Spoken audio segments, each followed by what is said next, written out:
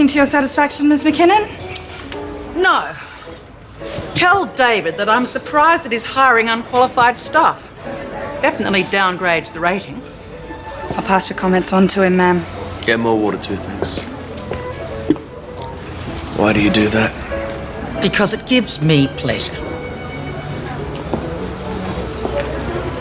Oh, how the mighty do fall. Darling! Oh, what a wonderful surprise. Roberta. Guy, what a coincidence. We'll have drinks later, darling. I've got something special here. Let's go somewhere else. No, we have as much right to be here as she does, Andrew.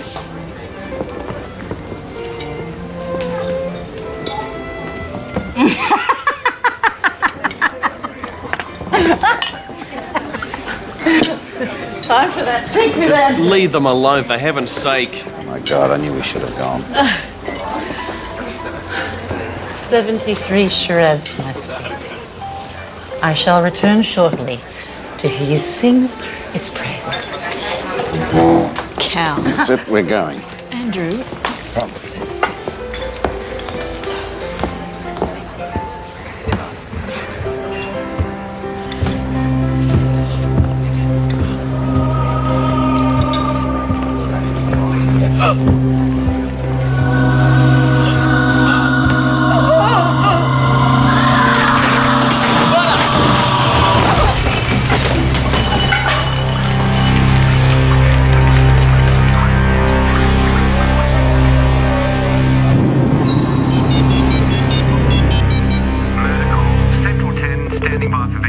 Go ahead, Central 10. We have a deceased at this location. It appears suspicious. We have a central detective across the 10.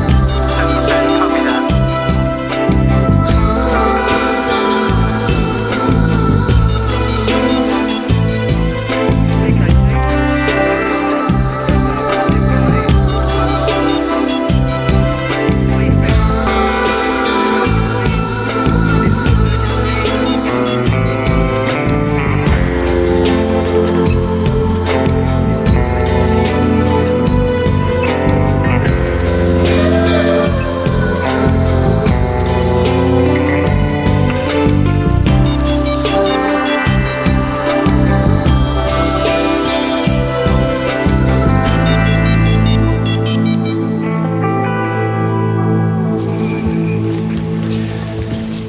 Roberta McKinnon.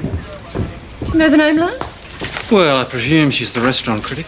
Yes. Never cared for her reviews much. Too scathing for my taste. Oh, strong smell of alcohol. You didn't say it was a formal affair, Mel? A food critic. No apparent cause of death, although something caused her to take the fall. Heart attack. Possibly her dinner partner, Mr. Guy Searle. He tried to revive her. No luck. And why are we here? Mr. Searle insists that it was a murder. Local boys thought that they better call us. Husband, boyfriend? Boyfriend. Uniforms have already questioned the other diners and let them go. But they have their names and addresses should you need them. Fisk is treating the whole area as a crime scene until we can find out exactly what it is we're dealing with here. Just being thorough, Inspector. And as to the rest of it, I'll have to leave it in your capable hands. And where are you going? I'm going to a formal dinner, would you believe? Although I just might stick to the water biscuits. So, Toots, what have we got? Look, I couldn't even hazard a guess at the cause of death until the autopsy.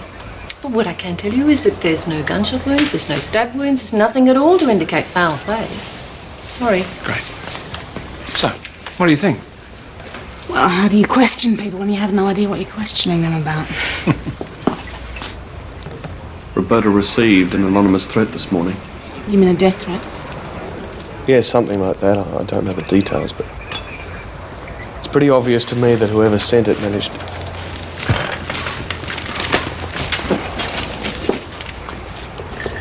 So, Juliet, was Miss McKinnon a regular customer here?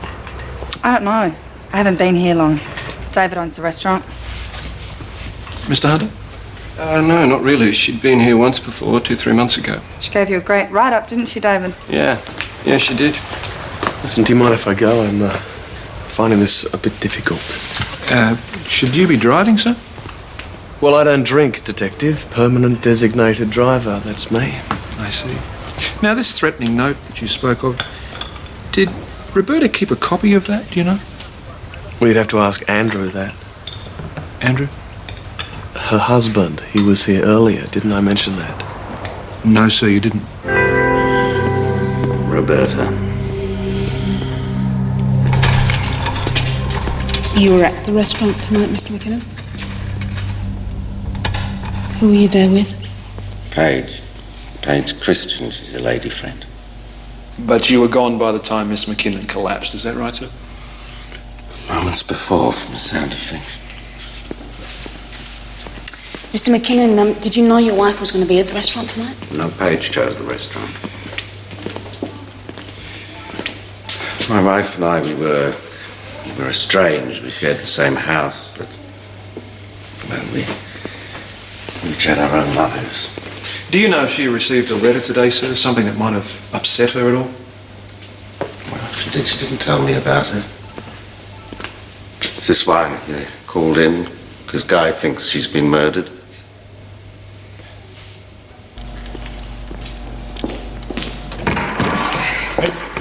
Cause of death was cardiac arrest. Right, so she died of natural causes. I'd say the arrest was as a result of her going into anaphylactic shock. What's that? An allergic reaction. Your seafood, perhaps? She ate lobster. Hang on. Food critic who didn't know she was allergic to seafood? This is good.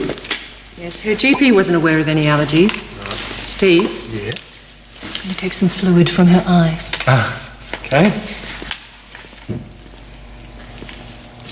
I say, it's more likely to be a reaction to some drug. Barbiturate or something similar? Her boyfriend said she was more drunk than usual. Yeah, well, that could indicate a combination of alcohol and drugs. Right. So was it murder or an overdose?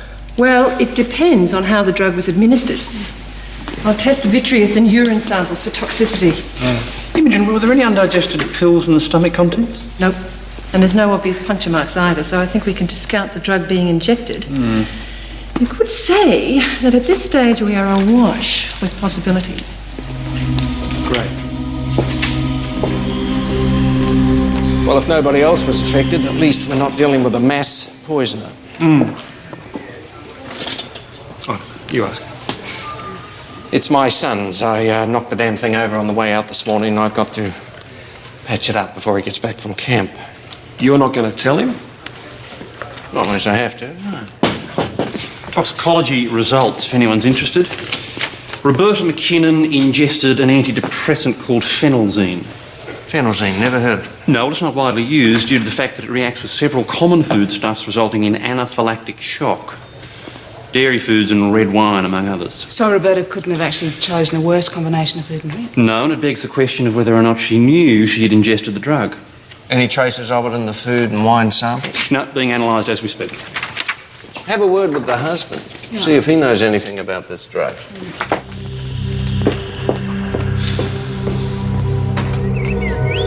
Antidepressants, Roberta? It's absurd. Well, we know she didn't get them from her regular doctor, but perhaps she could have got them from somewhere else. Well, she never took drugs, never. You're absolutely sure about that? I'm married for 25 years. Of course I'm sure. Come inside, I'll clean up a little.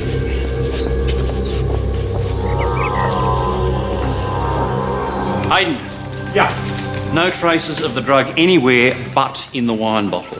And the glass she was drinking out of. She was definitely murdered. Yes. Thank you. Mr. McKinnon, you said last night that you were estranged from your wife. How long had that been the case? Not in here, Paige, not now, for God's sake. But I thought you might like some Well, I flowers. don't, please.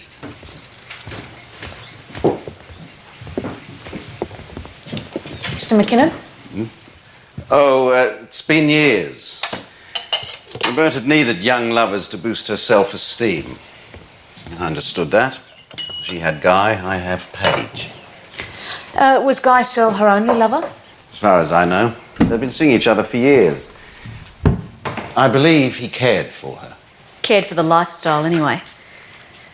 He acted as if that Mercedes was his. She never let anybody else drive it until he came along. Paige, please.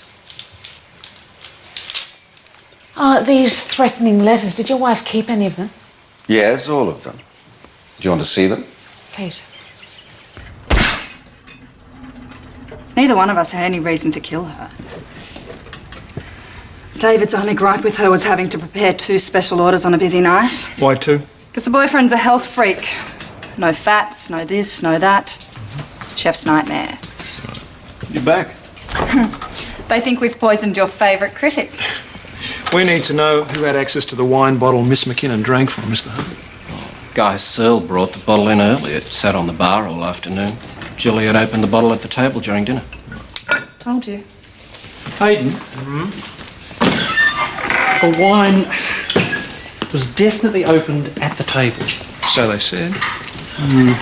Oh, Mr. Hunter, the wine for Roberta McKinnon, it was brought in early. Why wasn't it decanted? Oh, didn't you read her columns? It was one of her pet theories. She had to decide how long a wine should breathe. Right, of course. Thank you. Yes. Any easy way of drugging a sealed bottle of wine? Well, none that I can think of. You need professional equipment to reseal it, or something to penetrate the cork. Like a syringe? No, it'd need to be thicker and stronger. But then, of course, there'd be a mark that'd be visible. What about to someone who was drunk, though? Hang on. Excuse me, miss. Juliet. Yes, Juliet. Did you take last night's rubbish out? Uh-huh. I'd be quick about it, though, if I were you.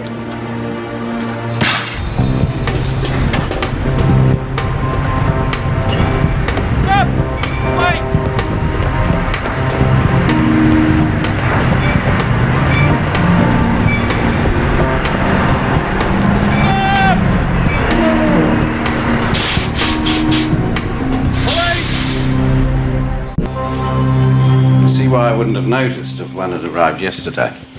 Do you have any idea which one of these it is? She would have shoved it in there with all the rest after she'd opened it.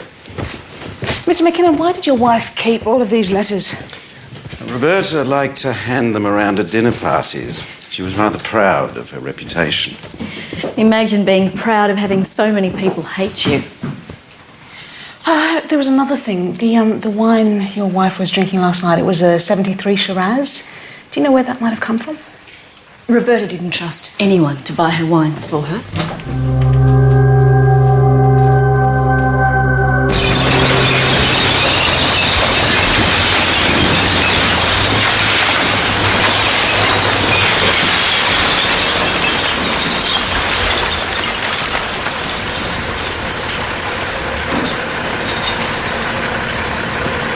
Break, Megan. Go. All right.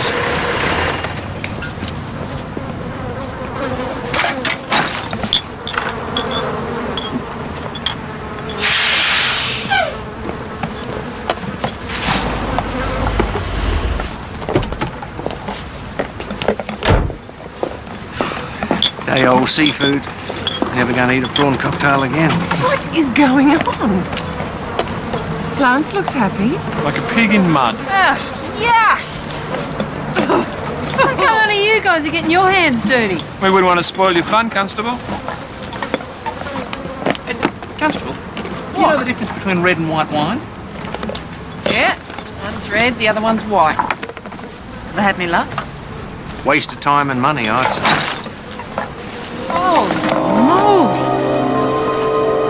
Junkie who used that must have made a mess of himself. Unless he was a horse. That's a veterinary syringe.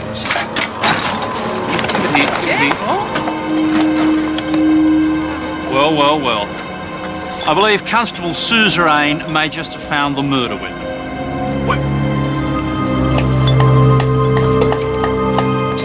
One syringe. Veterinary horse issue, just like the one we found in the rubbish. One bottle of wine. Same vintage as the victim was drinking, unfortunately. What, couldn't bring yourself to buy a cheap one? Nothing to do with it, Hayden. Cheap wines have very tough seals. Some Italian chef spewing because she said his cannelloni looked like soggy undies and tasted worse. You're right. So we're watching over here, are we? Yes, we are. We're here. Syringe goes through the cork. We take a little bit of the wine. There. Empty it. What a waste, what a waste. Now, we take in a small amount of other liquid. In the same hole,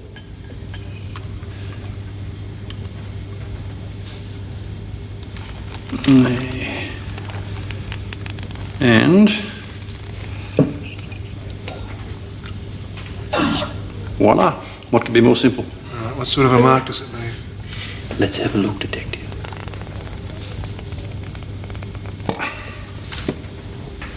Well, I wouldn't need to be drunk to miss that. No.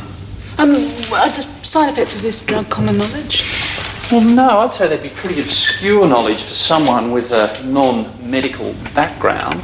Unless, of course, they've taken the drug themselves at some stage. Oh, and also that they would have needed access to veterinary supplies as well. Right, well, I'll get someone to run a check on any recent break and enters to vet surgeries.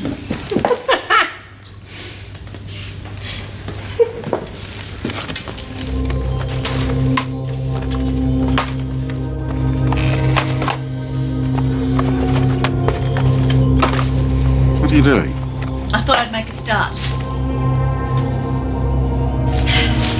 There's no sentimental value in any of this stuff, Andrew. All this house has been for years is somewhere for her to store her freebies. Look, some of it hasn't even been opened. Now's not the time. Put it all back, Paige. Every single thing.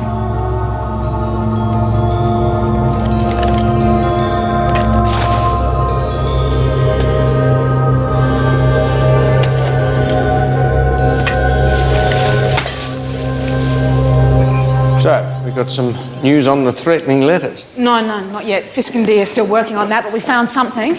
We ran the victim's name through the cops database looking for motive.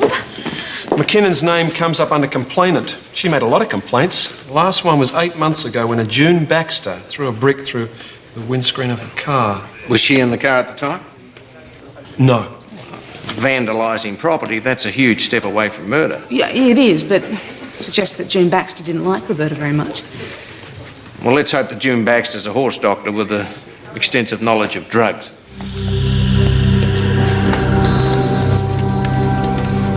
Now's not the time to go soft on me. Julia?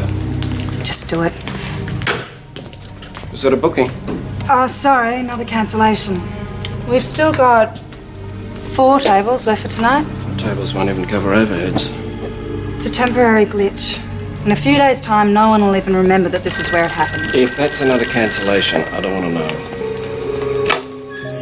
Elma? There was a restaurant opening somewhere. Had to be in here. I know that face. He's not home, I already told you. Well, I'll wait then. It's not convenient for you to wait. Oh, really? You've moved in already, have you, Paige? I'll make sure he calls you, Guy. What a nerve. I'll call him when I know what the hell to say to him. You don't have to say anything. It's none of his business.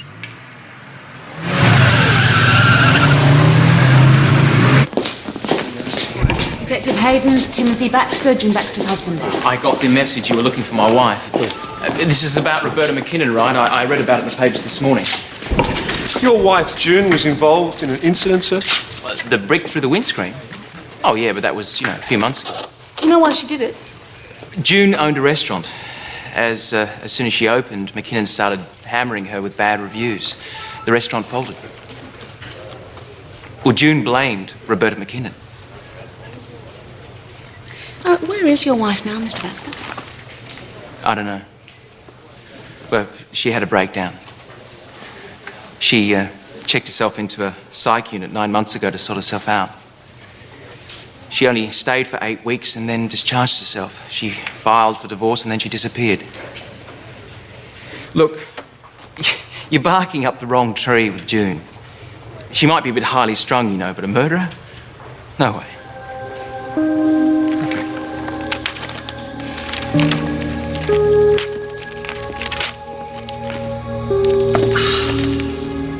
I knew it.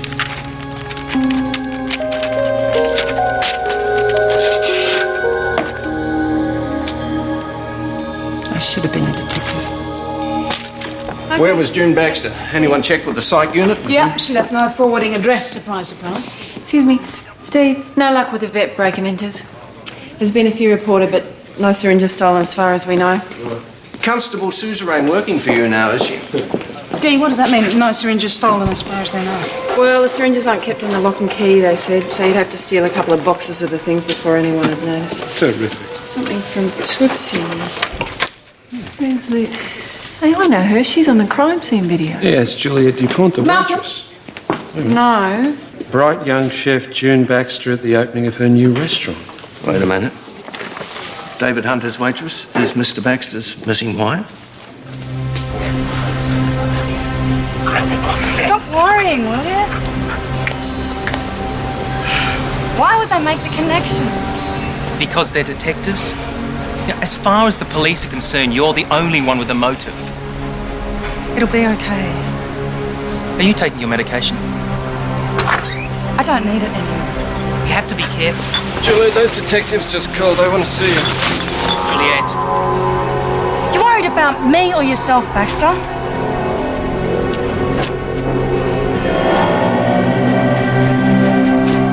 So why don't you call yourself Juliet? I used the name Juliet because my reputation had taken enough of a beating without the world knowing that I was waiting tables. And it didn't occur to you that someone might recognise you? That dumb. Nobody who mattered. What possessed McKinnon to eat there, I'll never know. Juliet, your husband mentioned that you blamed Roberta for the failure of your restaurant. Wholly and solely. She saw me as a threat. Why? Because I'm young, I'm talented, I'm a woman. Do I need to go on? Okay. So what do you think you had to gain by picking up a brick and throwing it through the windscreen of her car?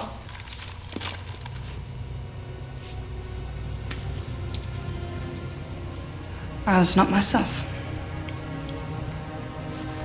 You'd had a nervous breakdown, is that true?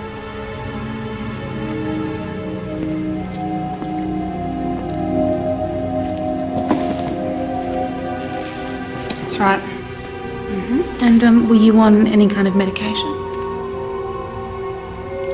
Something that was supposed to calm me down. Right, what was the name of the drug? I don't know. It was months ago. I threw it away anyway. Roberta McKinnon's wine was drugged. That's what killed her. And you had access to the bottle. So did the man she was dining with, Detective. It seems that you could have also had access to the drug itself. These are the hands of a culinary artist, Detective. I wouldn't dirty them on her. She wasn't on phenelzine, but a doctor said it wouldn't have been impossible for her to get hold of it. So, she had the motive, possibly the means. Yeah, and she did know McKinnon was going to be at the restaurant that night. So did a lot of other people. What sort of profile did the psychiatrist give? Well, apparently June Baxter's the kind of person who acts without thinking things through. Whereas this murder was carefully planned. Yeah. Now, our murderer had to know the drug, how to administer it, get hold of vet syringes. It's more like something McKinnon's husband might do, or his girlfriend. Possibly even Guy Searle. Yeah, but I don't think we should discount June Baxter. She might have got someone else to do her dirty work for her. It's a great offer, David. People will always connect the death of Roberta McKinnon to you and this restaurant, but with a new chef and a new name. Was this your plan, when you came and begged me to take you on? I'm an opportunist, not a murderer. She'll need a good off-sider, David. Perhaps you'd consider... Go to hell, both of you. I'm not selling.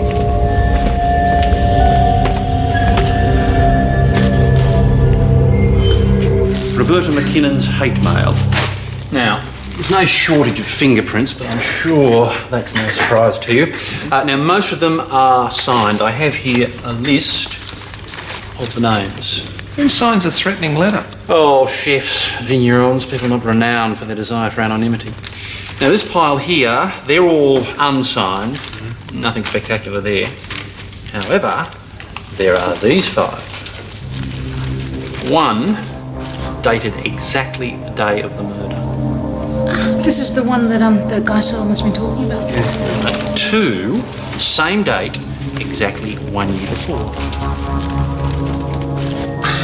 3, 4, and 5, same date, going back 5 years, and they're all unsigned.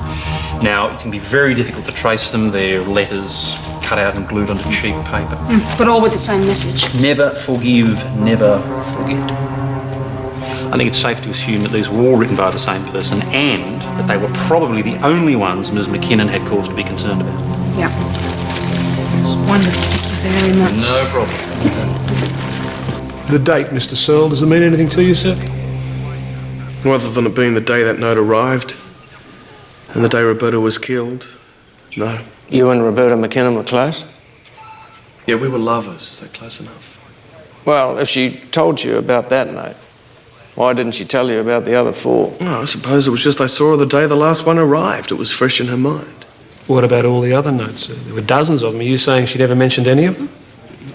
They were common knowledge. She used to hand them around at dinner parties. Well, I didn't usually attend functions at the McKinnon household for obvious reasons. Look, the only note I know about is the one that arrived yesterday, all right? Okay. Did Miss McKinnon have any theories on who might have sent it? Well, someone threw a brick through Roberta's car windscreen a few months back. June Baxter. Ever meet her? Just some nutcase, according to Roberta. Was Miss McKinnon worried about the incident? Or June Baxter? No, she just said the pathetic woman couldn't even think up something original. And what did she mean by that? Paige Christian, Andrew's girlfriend, put a rock through the Merc's windscreen months before June Baxter thought about it. Don't you guys read the gossip columns?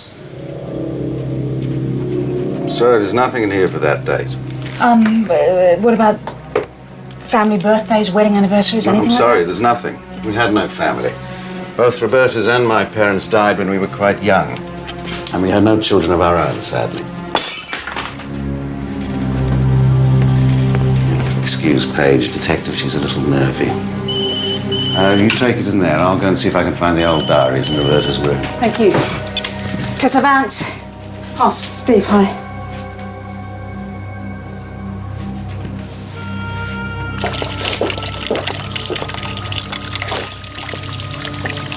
I'm sorry about that.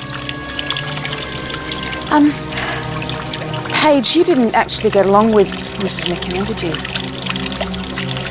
She treated me like something nasty Andrew had stepped in. She wouldn't agree to a divorce, and Andrew was too much of a gentleman to push the issue. It made me angry. Is that why you smashed her windscreen? Did Andrew tell you that? No, he didn't. Guy Searle. Of course. Who else? I know it was childish, but she called me a gold digger. Me. She was the one who needed the money to make people love her. It was the only reason why Guy was still around.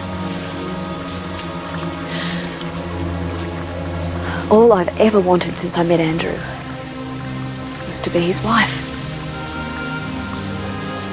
Do you have children, Detective? No, I don't. I'm going to have a baby. Found out last week. Andrew's going to hate the idea, but he's going to have to marry me now. Andrew always does what's right.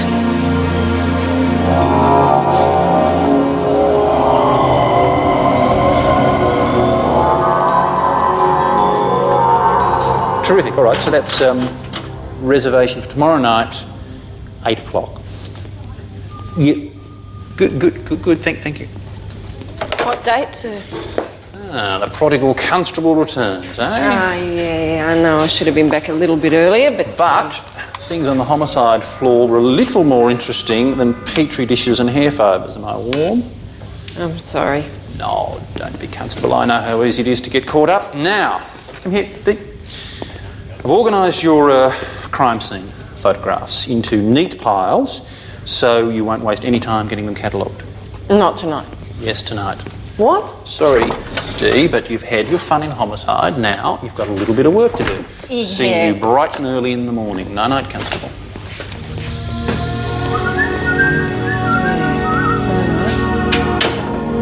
I've been cross-referencing the victim's name to see if the dates on the complaints matched up with those on these notes. Yeah, did they? No, but Roberta McKinnon's name did come up under witness. Witness to what?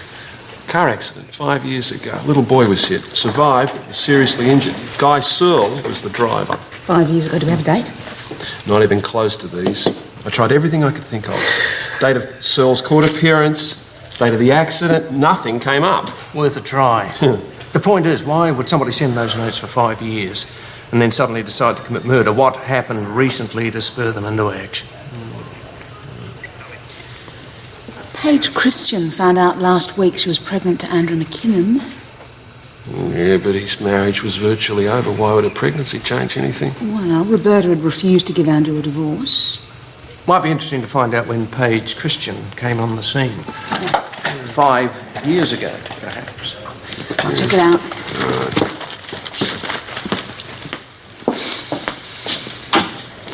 Why don't you go home? Zap some of last night's takeaway in the microwave. Might just do that. What's your aversion to cooking, anyway? Cooking? It's a city in China, isn't it? Sorry. Bye.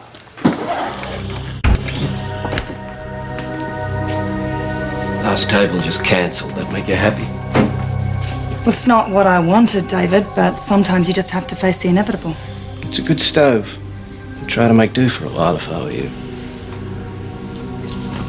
You'd have to up your offer by 50. Lock up when you leave.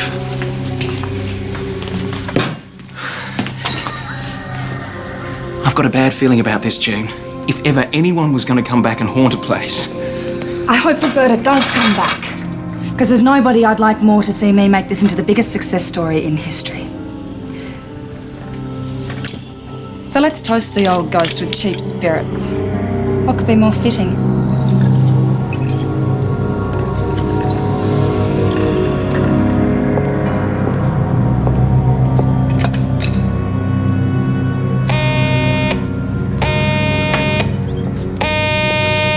Go away, you pathetic! Shut up, Paige, let me in, will you?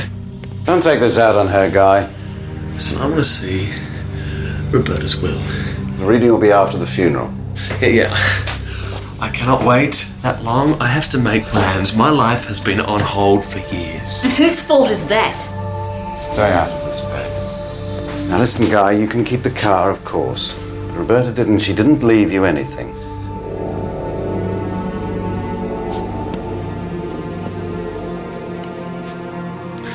No, she's left me the beach house. Andrew, she left me the beach house. Is that all she meant to you?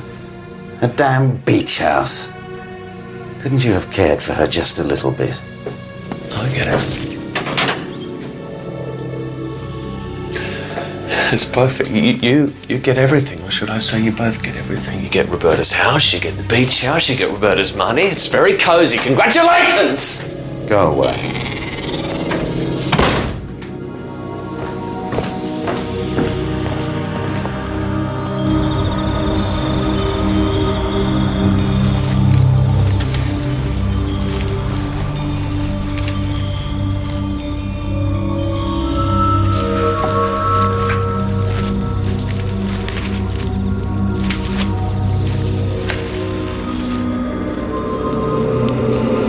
Never forgive, never forget. Well, I don't drink, detective. Permanent designated driver. It's me.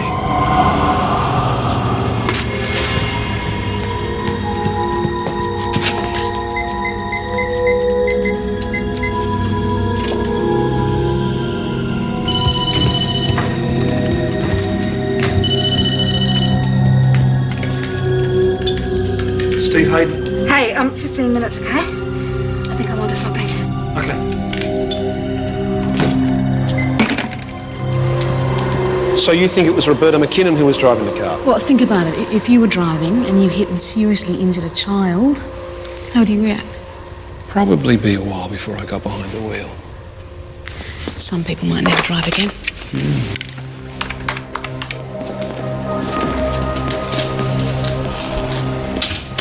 So who was driving, Mr. Sell? Look, you've read the accident report. Look, there's always a lot of confusion in these situations. You see, it's easy enough to switch drivers before anyone registers what's going on. Maybe you took the blame for the accident, Guy. Then used it to blackmail Roberta. Look, the kid just ran out in front of her, right? I mean, she couldn't have stopped even if she'd been sober. So she was driving? Yeah, back then, you see, I cared for Roberta. So I just pushed her out of the driver's seat and just jumped in. I didn't think twice about it. And later? Well, later she said she'd give me the beach house if I just kept my mouth shut. With 2 acres of prime ocean frontage. Debt repaid, she said. And that's when I realised what she really thought about me. So I settled for the payout. It was stupid, really. All those years I still get nothing.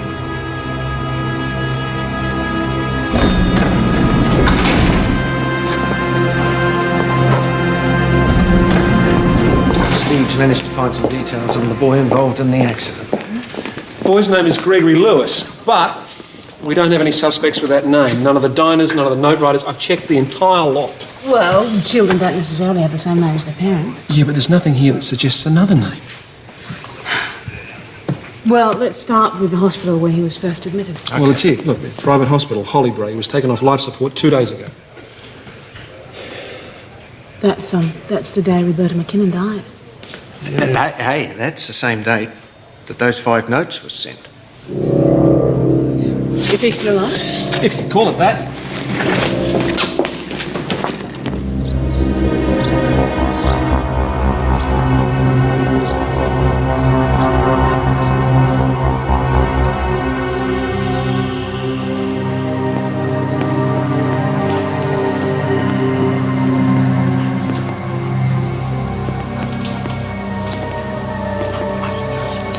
It's okay, mate. Shh, quiet, boy. These things have had it now. It was his birthday 2 days ago. 12 now. Big boy, eh, Greggy? We need to speak to you about Roberta McKinnon. You know what he got for his birthday? A cricket bat that he'll never use. And he got his machines turned off. We know, sir. He was supposed to die. So I figured it was only right that that was the day Roberta McKinnon should die too. Did you send her those threatening notes every year? They were reminders, not threats. I started sending them as soon as I figured out it was Roberta McKinnon driving the car that day. How did you know that? His mother saw the accident from a distance. She was sure it was a woman driving. I just put 2 and 2 together.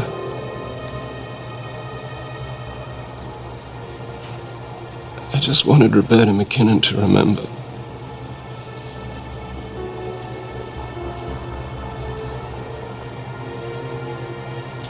When did you decide to take it further, sir?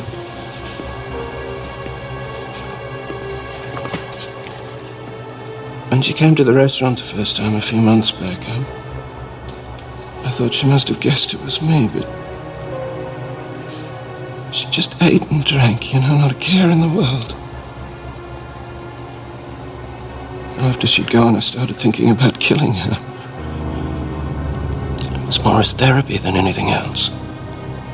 How could you be sure that she'd come back to your restaurant? I invited her. To thank her for the wonderful review she'd given me, I said I'd do the lobster mornay again on the house.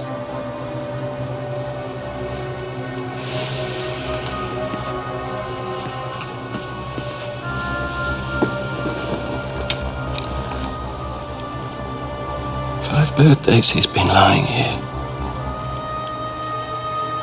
should have been running around, kicking a ball, doing all the things that boys do. Me, his dad. I should have been teaching him how to bowl a leg break or deciding if he was old enough to go fishing with his mates, but instead I've been trying to decide whether or not to turn off some machine that breathes for him.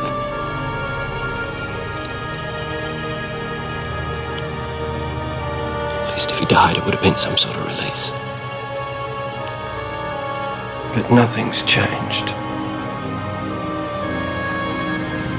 The woman died, sir.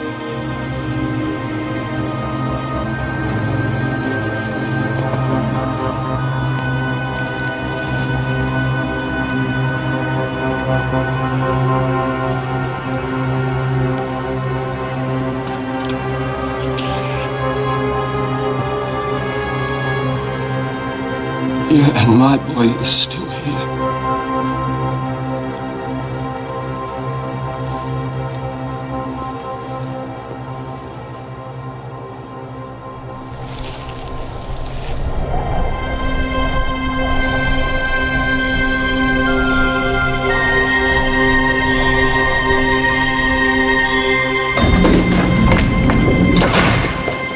Yeah, Lewis was the surname of the mother. It was a de facto relationship, broke up soon after the accident. She was on the drug David Hunter used to kill Roberta. That's how he knew that the drug would react badly to lobster mornay and alcohol. And the syringe he got from the vet he takes his dog to. Funny thing about being a parent, you end up doing things you never thought you were capable of. You think you're beyond revenge. You never know. What's that? It's a kid's ship. That's the Mayflower, isn't it? Very impressive. You do realise you've got your mainsail and your mizzen the wrong way round? That'd be right. You waiting for us? For lunch, actually. We're having dinner. You and Fisk are having dinner? Not polite to keep a lady waiting, Fisk. Yes, well, I think Imogen can look after herself. Thanks very much, Hayden. Would you like me to drive? No, I think it's best if we take two cars. You don't feel. Nah. Nah.